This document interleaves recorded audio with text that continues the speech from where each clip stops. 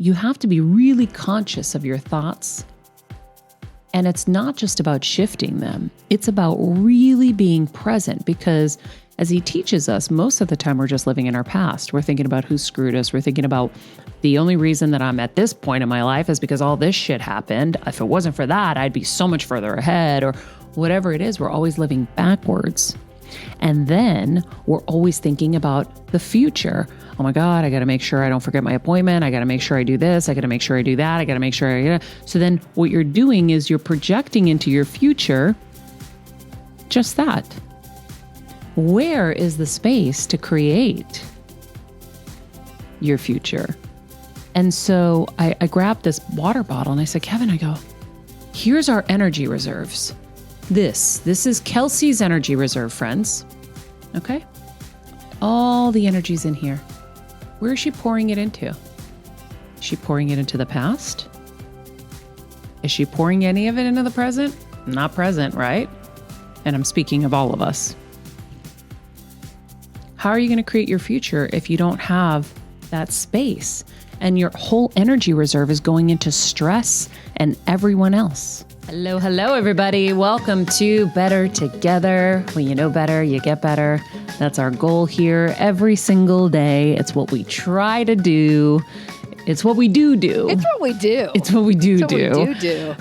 Happy to be back with you, Heal Squad. Today we're going to chat all about my meditation journey, and I'm going to share the benefits with you. Mm-hmm. We're going to talk about breakthroughs and how it's going. So much more. Where you're putting your energy into. There's so many amazing things. I had so many breakthroughs. But first, our quote of the day.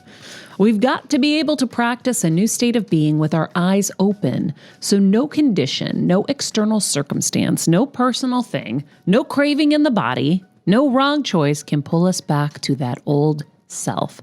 That is Dr. Joe Dispenza.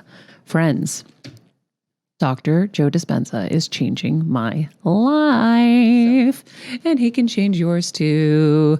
Okay, so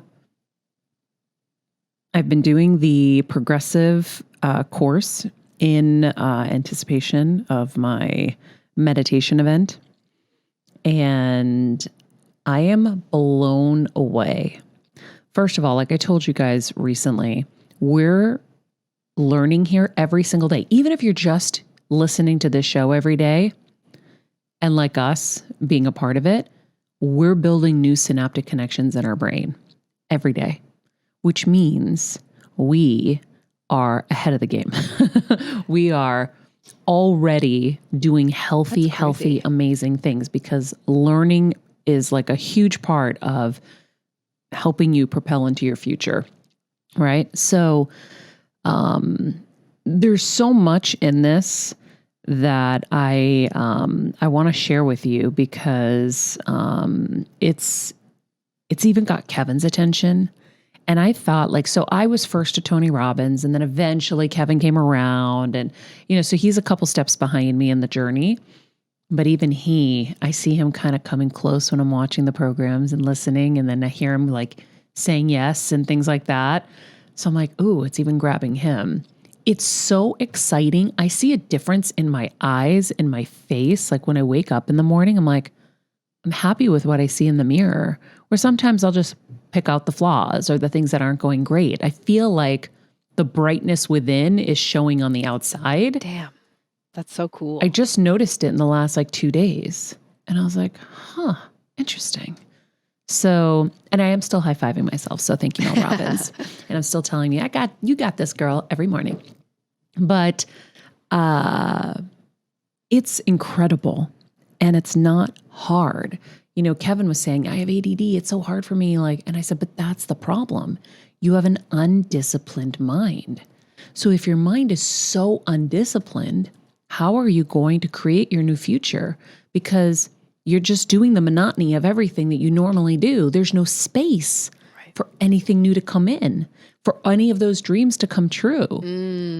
And so Lori Bregman, who's been on the show before, the doula, when I met with her before tumor, we had worked on kind of my plan, because she's got life coach in her. She's a little bit of everything. She's like, Maria, you don't have space for these babies to come. There's no space for them. And so It was very interesting. Before I jump into my spiel. That was a good tease. I'm curious. Oh, so this is a question from the Heal Squad who did something with Dr. Joe. Okay, so I'll wait on that. Yeah. Actually, before I get into everything, let me just tell you, because I'm wearing my spring color. Spring and summer is here, friends. And whether you like it or not, it's here. And by the way, little tip from Joe Dispenza, because there are all these techniques. There are all these experiments that they've done. For example, there was an experiment done with people. They got a group of people and they taught them one-handed chords on a piano. And they practiced, I think it was like 2 hours a day for 5 weeks. And that part of the brain that controls motor actions like grew, I think it was 30%, like massive, right? Don't we all want more brain? We're shrinking it with all the booze. When you guys listen to Dr. Amen's episode, you're going to hear all the booze, the marijuana, whatever it is you're doing, you're shrinking your brain. Yeah. Doesn't really sound really good. So let's expand our brains by learning. So that group physically learned and was physically playing. They got another group and they taught them, but they never let them use the piano. They just had to do it in their mind. So in their mind, they're playing the chords on the piano. Same exact results. Wow. Same thing happens if I decided to do sit-ups in real life or sit-ups in my mind. No way. I want to do that. I'm so down with that. So let me just tell you, spring and summer is upon us. Oh my God. Okay, so you have my picks on Macy's.com/BetterTogether, where I have a lot of fun things for you that you'll love, all things that I've hand-selected literally myself. I will start to add more summer things as the days come closer. But sometimes we get a little anxiety as summer's coming because we're like, shit, I got to wear a bathing suit and I don't feel great and whatever. Let me give you one note from Kevin. Kevin always says, if you walk with confidence, and people say this all the time, but when you hear a guy say it, it's a whole other thing. He's like, Maria, when I see these insecure girls who are actually thin or whatever it is, even if you're not and you're just insecure and you're miserable and you're carrying that energy, he goes, it's so unattractive. He's like, when someone, doesn't matter what they look like, walks with confidence, you never see it. So just carry yourself with confidence and do not waste a summer being miserable saying, I can't go to that pool party because I don't want to wear a bathing suit because everyone's going to look at me and think that I don't look great. No one's looking at you. No one but you. Because if you are carrying that energy, they're going to look at you like that. Because they're like, what's wrong with her? Why does she look like that?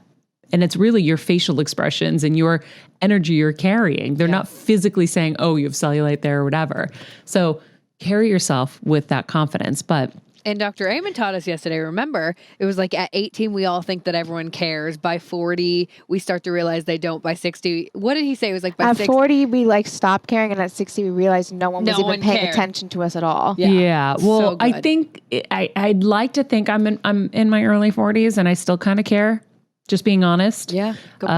So that doesn't necessarily always apply. You start to get better about it. I've always had this thing where I'm like, I'm not going to waste my time. So I always know there's going to be moments I'm 5-ish pounds heavier, 7 pounds, but I just kind of, you've seen me. Oh yeah. I don't care. You don't. I really, really work hard to not let myself fall into those traps because I watch so many friends waste their whole lives just saying, I'm fat, I'm fat, I'm fat.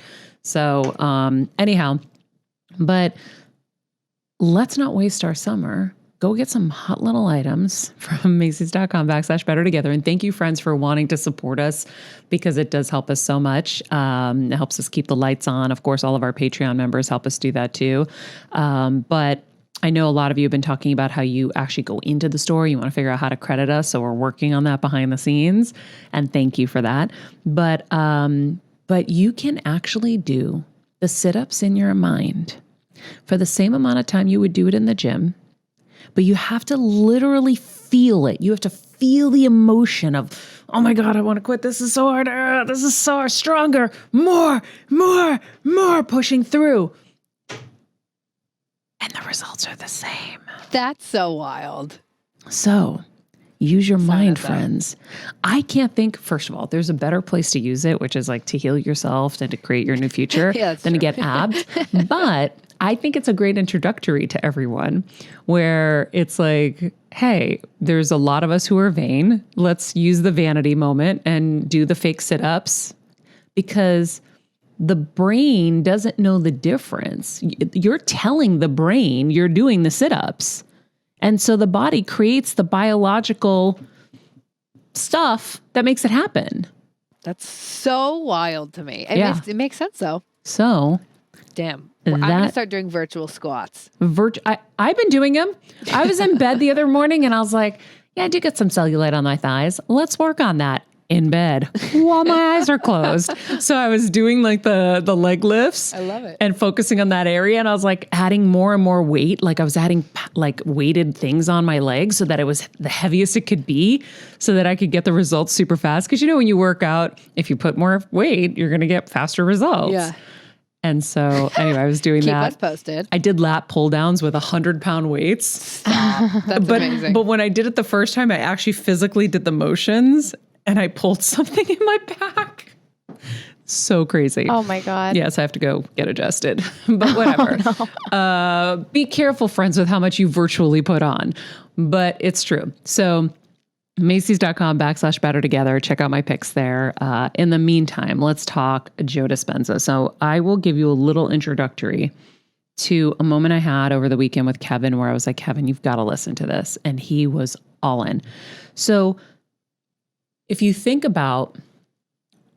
really start to like focus on your thoughts and what you're thinking every day when you wake up, we don't pay attention. We just let things run our ride in our heads, right?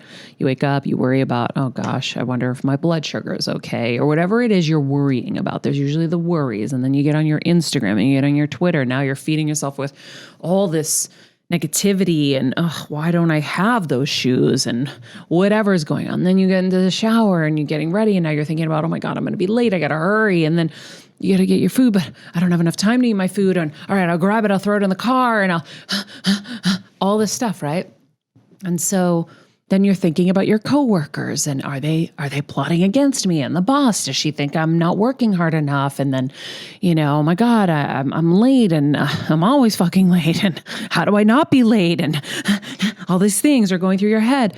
You're thinking about your husband or your partner and like, why isn't he, understanding that I want more or whatever is going through. There's all these things. Then you go back to your Instagram and your Facebook and your Twitter and you start doing all these things again. And then you go to lunch and then you eat shit because you're not paying attention because you're so stressed from all the things you've been thinking about.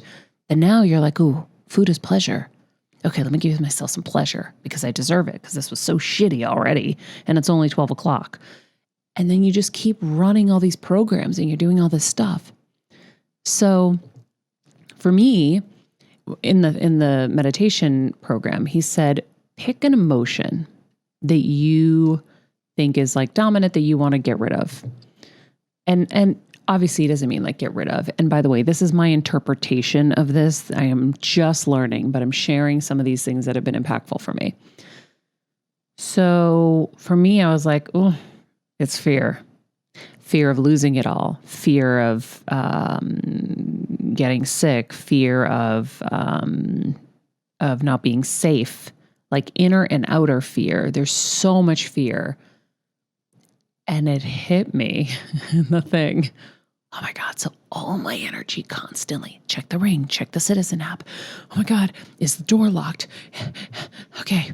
Oh my God, what if this tumor, what if something happens? What if I get, another disease? What if, okay, all this fear. And I go, well, what does that do chemically in my body? Nothing great, right?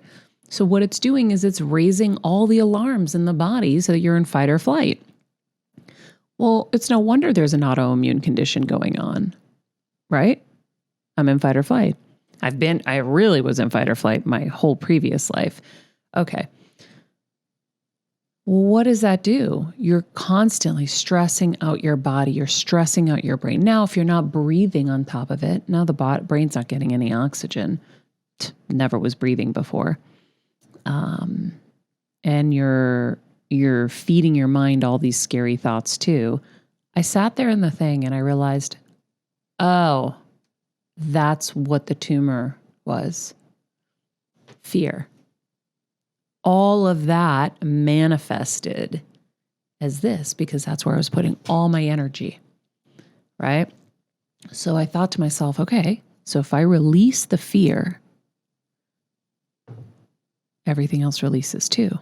And that's why so many people are healed in these events. And so you have to be really conscious of your thoughts. And it's not just about shifting them. It's about really being present because as he teaches us, most of the time we're just living in our past. We're thinking about who screwed us. We're thinking about the only reason that I'm at this point in my life is because all this shit happened. If it wasn't for that, I'd be so much further ahead or whatever it is. We're always living backwards. And then we're always thinking about the future. Oh my God, I got to make sure I don't forget my appointment. I got to make sure I do this. I got to make sure I do that. I got to make sure So then what you're doing is you're projecting into your future just that. Where is the space to create your future? And so I grabbed this water bottle and I said, Kevin, I go, here's our energy reserves. This is Kelsey's energy reserve, friends. Okay? All the energy's in here. Where is she pouring it into? Is she pouring it into the past? Is she pouring any of it into the present? Not present, right? And I'm speaking of all of us. How are you going to create your future if you don't have that space? And your whole energy reserve is going into stress and everyone else. And I was like, oh my God. It was such an aha moment. And in fact, I wrote a little entry in here and I hope I'm explaining this right. You are. It's connecting? Yes. Okay, cool. Cause I'm I know I was even explaining it better in the moment with Kevin, but. No, it's so good. Cause it's like, how are we supposed to put anything into anything else if it's all going into, fear of losing it all, fear of being broke, fear of externally not being safe, feeling not safe in my body, fear of not being in control, fear of being taken advantage of. All of this created so much stress, then anger. And now I see how much of it took up my energy. And now that energy can go into creating the abundance I used to fear wouldn't be. Okay? Dang. It's like we say if bad people took that energy, like you always are like criminals, they're so freaking smart. You're like, if you took that energy and you put it into good, imagine where you would go. Well, it's the same thing for us, right? So we're not creating criminal activity. So now I see how the fear created any of the illness in my body and that my new appreciation of being healed of the fear, it's going to create all of the healing in my body. And I wrote, wow.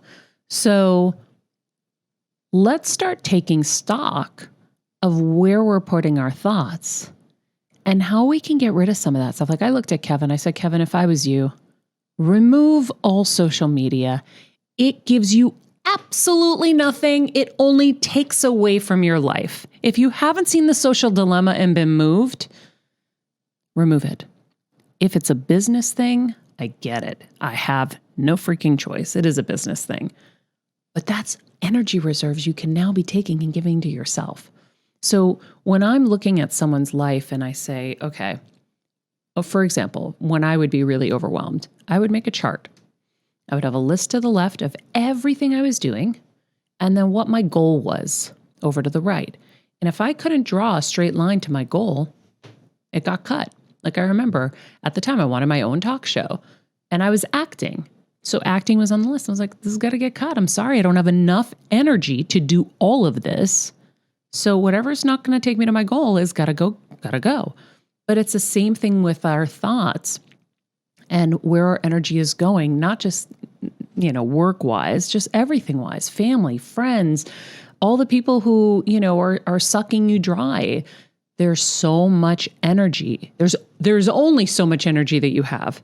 So now you got to really choose. Yogi Cameron always told me, PYE, protect your energy. And I thought protect my energy was like, just keep the bad people away. It's not just that. It's let's have a little reserve. Like, can I have a couple sips at the bottom for me? Can I have a couple sips at the bottom of this for me so that I can create what I want to create? So start to look at your life like that. Start to look at like, you have this energy, this just one little bottle of energy. Where are you going to put it? And if you're always drained, it's because you've given it all away and you've never given any to yourself. So when you're meditating, and what I love about Dr. Joe's meditations is the goal is to get into this black space. And when you get into the black space, that's where possibility lies, because you're not thinking about what you got to do. You're not stressing about your illness. You're not worried about the dogs or the kids or anything. You're just in space.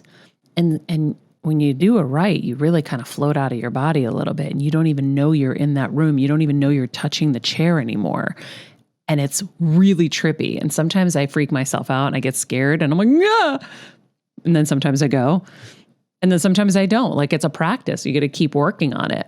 But as much as you can get into that black space where you see nothing, that means you're no one, nobody, no thing, nowhere. That's where the unknown is. That's where possibility lies.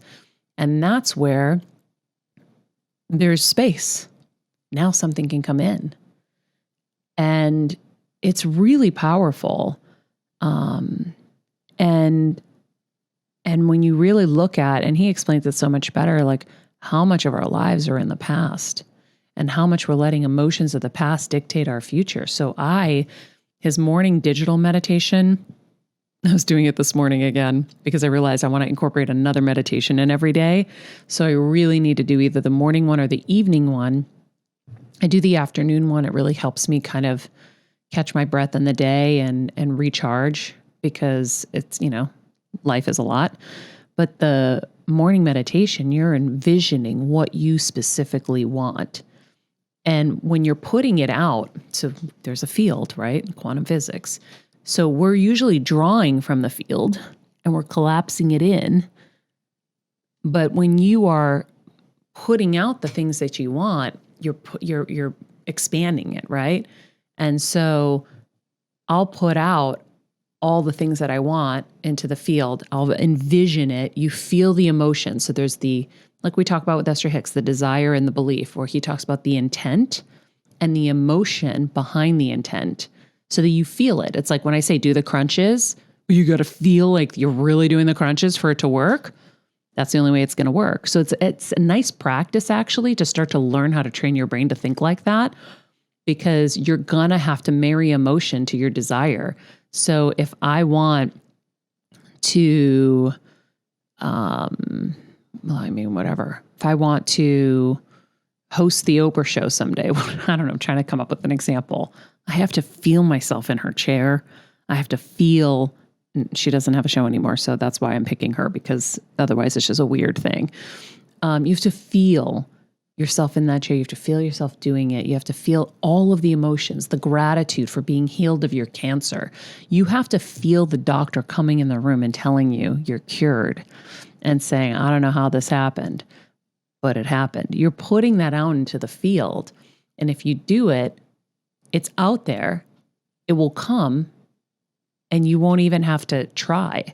But you have to do all these things. Like you have to start practicing to be in that black space of nothingness to allow your body to not be going that way. And the way he describes it is, he's like, when we go into black space, he's like, your body's like, oh shit, or your mind is like, shit, she's finally gone. We can go to work. Everyone run. And everyone go in, create, make shit happen. And then you come out and you have to continue to try throughout your day to live in that state, right? To live in a gratitude state, to live in a higher vibration and keep directing your thoughts towards your future, not your future to-do list, right?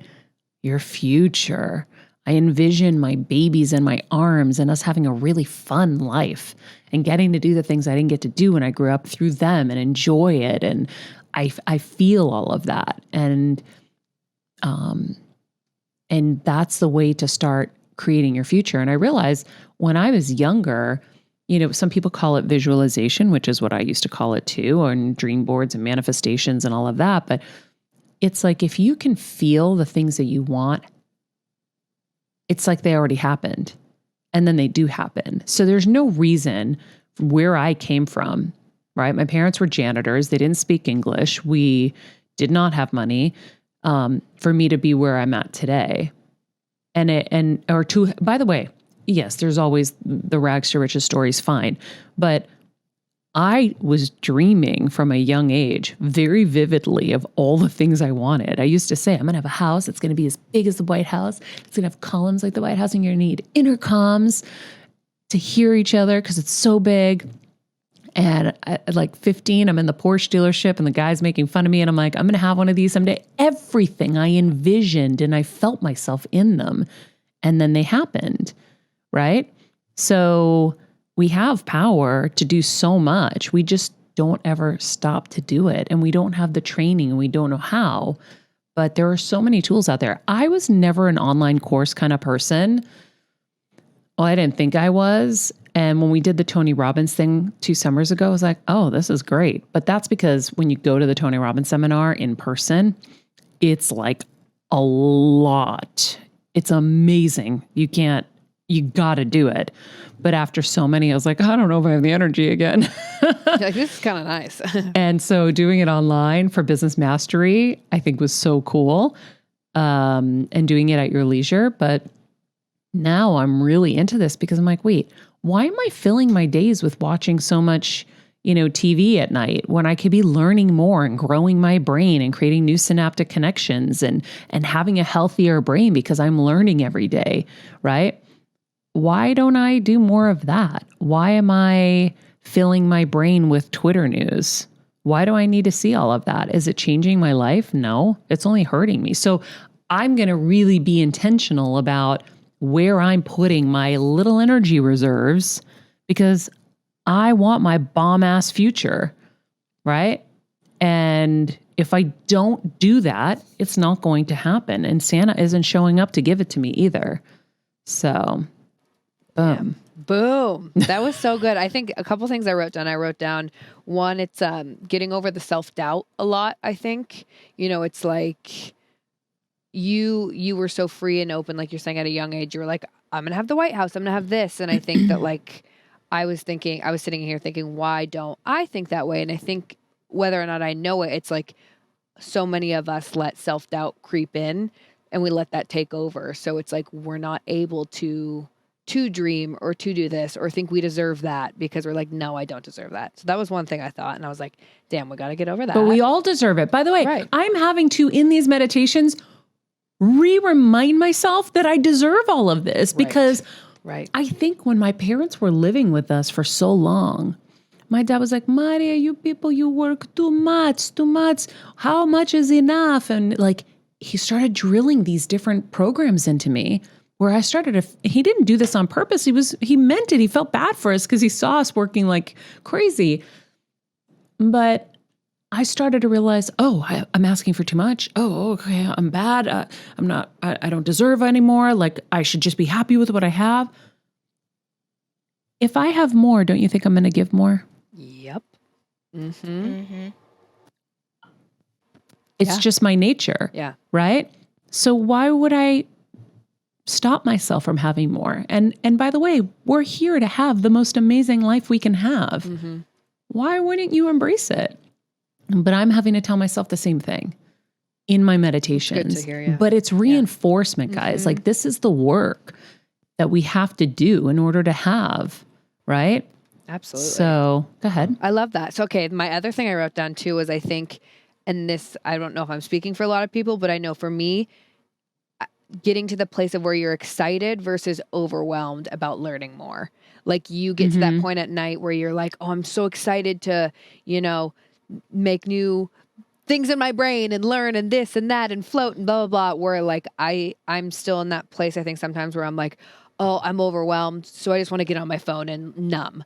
Mm-hmm. And so it's like getting to that place where it's like, it's not overwhelming. It's exciting. But it's the same thing as like going to the gym. Until you start and you get past that initial hurdle of like, fudge, I gotta get up. Right? Right. Until you actually get up and do it. Then you'll get addicted to the high. So you just have to kind of push through that moment. But you also have to know, Kelsey, You're 26, 7, 8. 28. I can't I'll take remember. 26 though. Hell yeah. You're 28. I was working 24/7, 52 weeks a year. Not the way to do it, by the way. But at your age, there was no time for anything. I couldn't even get a pee break in. So you have a much more humane situation, thankfully. And you don't have people trying to murder you. I had that too. But you got to give yourself some grace. Like, you're not going to be able to do everything. What you're already learning and applying, you're light years ahead of me already. Totally. Right? So just have some grace with yourself, but do know that it is like the gym. You're like, I'm exhausted. I just want to numb out. But just keep remembering, what do you really want? Do you really want your energy to go into Twitter and Instagram? No. Is that really helping you? Because you're going there because you're saying, I want to numb out, meaning I want to feel better. Is that really making you feel better? Absolutely not. I think it's probably feeding more insecurity, feeding more unmet desires, right? Oh, yeah. But if you go over and you're learning something that's going to make you better, that's making you feel better. And that's propelling you to a better future. Yeah. So you got to ask yourself the right question. Is this what I really want right now? What do I really want? I want to feel better. Okay. So eating that massive ice cream sundae, is it really going to make you feel better? Remember how you feel after. How does your stomach feel after? No bueno, right? We've associated the idea of an ice cream sundae with making us feel better, right? Like we associate because they tell us that Disney's the happiest place on earth, right? So those are associations other people have made for us. They don't necessarily work. Alyssa comes into town now and we don't ever really drink anymore. We used to be like, okay, we got to make this, we got to make that. I'm like, it doesn't make me feel good. So maybe I'll have one, maybe. But then I'm like, well, why even bother do that? That's going to hurt my stomach lining. And then why? Got to ask yourself the right questions. What do I really want? And where do I really want to put my energy? And when you start to actually be present and feel, you're going to ask yourself the right questions. And then you're like, well, I'll do this course until I can't. Even if I can only do 15 minutes, it's going to enrich my life. It's going to make me feel better. That's my thought. No, I love it. I love that. I think, that all makes sense. And I say things too, like the overwhelm. I guess I'm also saying that for others because I assume that's how a lot of people feel because I see people in my life who are the same way. But it makes sense. We all get like that. We all feel that way. Yeah. I wanted to wake up and get in the gym this morning. Did I? Nope. Right. I'm completely out of habit. Right. So I am going to have to muster up the courage at some point or wait till like the weekend when I know there isn't a pile of stuff on my schedule to go, okay, Maria, you just got to get up and do it. You got this. Yeah. Go and even just do 10 minutes. And that's what I do sometimes. I'll just do 10 minutes to get myself in the habit of going to the gym again and doing something. Yeah.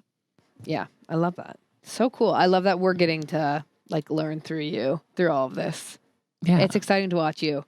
I have one question from the Heal Squad and then we'll go. It says, I do Dr. Joe's work as well for a couple of years now. It's changed my life. However, I have a lot of resentments lately due to a bad fit with the work culture. I know this is impacting my Dr. Joe specific meditations. Do you have any tips for how to overcome something like this while doing the work? I don't know anyone personally who does the same work. So Maria is the closest friend I have to ask. Julie, I think Dr. Joe's work came into your life to help you with this bad fit, culture-wise at work. I know what that's like, and it's really, really painful. So I think with Dr. Joe's work, what I would do is take a break maybe from envisioning your future for a second and envision them being nice to you. And I've done this before and it works. I demand them to be kind to me because I'm kind to them. And the energy shifts.